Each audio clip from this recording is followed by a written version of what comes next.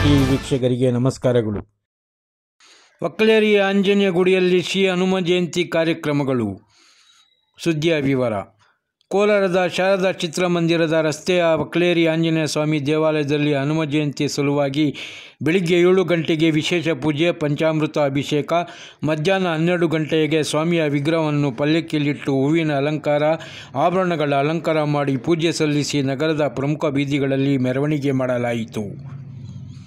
ಮಧ್ಯಾಹ್ನ 1:30 ಗಂಟೆಗೆ ಮಹಾಮಂಗಳಾರತಿ ಹಾಗೂ ಪ್ರಸಾದ ವಿನಿಯೋಗ ನಡೆಯಿತು.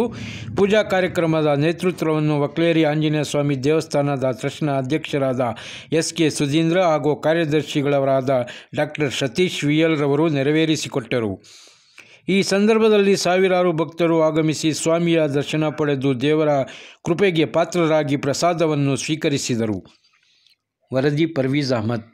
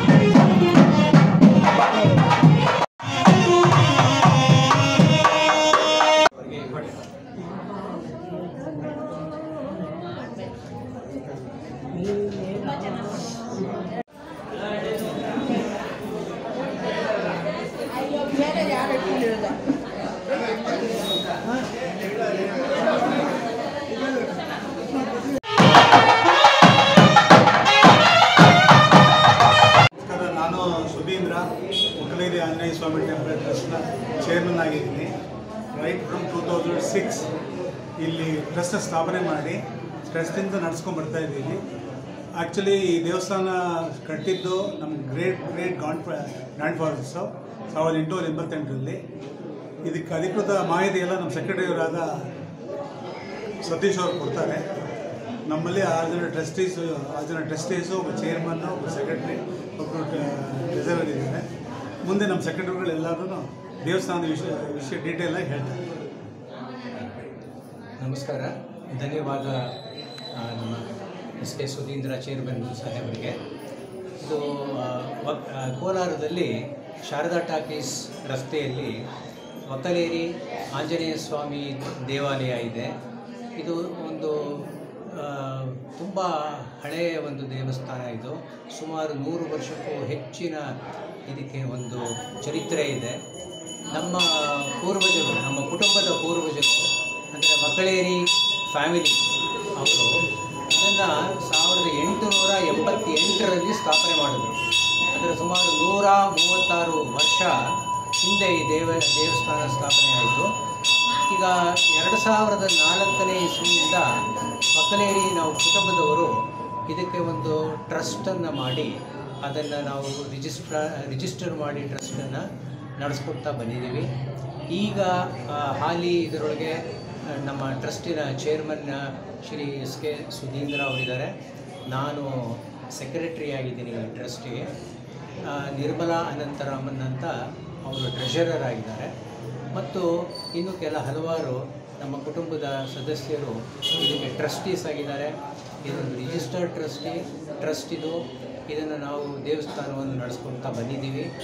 ಮತ್ತು ಇಲ್ಲಿ ಪ್ರತಿ ದಿವಸ ಪೂಜೆಗಳು ನಡೆಯುತ್ತೆ. ದೇವಸ್ಥಾನಕ್ಕೆ ಸುಮಾರು ಜನ ಕೋಲಾರದ ಪ್ರಜೆಗಳು, ಭಕ್ತಾದಿಗಳು ಬಂದು ದೇವರ ಅನುಗ್ರಹವನ್ನು ಪಡೀತಾ ಇದ್ದಾರೆ. ಮತ್ತು ಇದರ ಜೊತೆಗೆ ಪ್ರತಿ ವರ್ಷ ನಾವು ಹನುಮ ಜಯಂತಿ ಈ ಒಂದು ಹಬ್ಬವನ್ನು ತುಂಬ ವಿಜೃಂಭಣೆಯಿಂದ ನಾವು ಮಾಡಿಕೊಂಡು ಬಂದಿದ್ದೀವಿ. ಅದೇ ರೀತಿ ಈ ವರ್ಷ ಸಹ ನಾವು ಹನುಮ ಜಯಂತಿ ಈ ಒಂದು ಉತ್ಸವವನ್ನು ಇಲ್ಲಿ ನಡೆಸ್ತಾ ಇದ್ದೀವಿ. ಸುಮಾರು 200-300 ಭಕ್ತಾದಿಗಳು ಪ್ರತಿ ವರ್ಷ ಇಲ್ಲಿ ಬರ್ತಾರೆ ಮತ್ತು ಶ್ರೀ ಹನುಮಂತನ ಅನುಗ್ರಹವನ್ನು ಪಡೀತಾರೆ. ಅದೇ ರೀತಿ ಈ ವರ್ಷವೂ ಸಹ ಇಲ್ಲಿ ಕೋಲಾರದಲ್ಲಿ ಅಷ್ಟು ವೆದರ್ ಚೆನ್ನಾಗಿ ಇದ್ದಿದ್ದರೂ ಸಹ ಸುಮಾರು ಜನಗಳಲ್ಲಿ ಭಕ್ತಾದಿಗಳು ಬಂದು ಭಾಗವಹಿಸಿ ಈ ಉತ್ಸವವನ್ನು ಒಂದು ವಿಜೃಂಭಣೆಯಿಂದ ನಡೆಸ್ಕೊಟ್ಟಿದ್ದಾರೆ. ನಮಗೆ ಇದರಿಂದ ತುಂಬ ಸಂತೋಷವಾಗಿದೆ ಮತ್ತು ಎಲ್ಲರಿಗೂ ನಾವು ನಮ್ಮ ಟ್ರಸ್ಟಿನ ಪರವಾಗಿ ಧನ್ಯವಾದಗಳನ್ನು ಅರ್ಪಿಸ್ತಾ ಇದ್ದೇವೆ.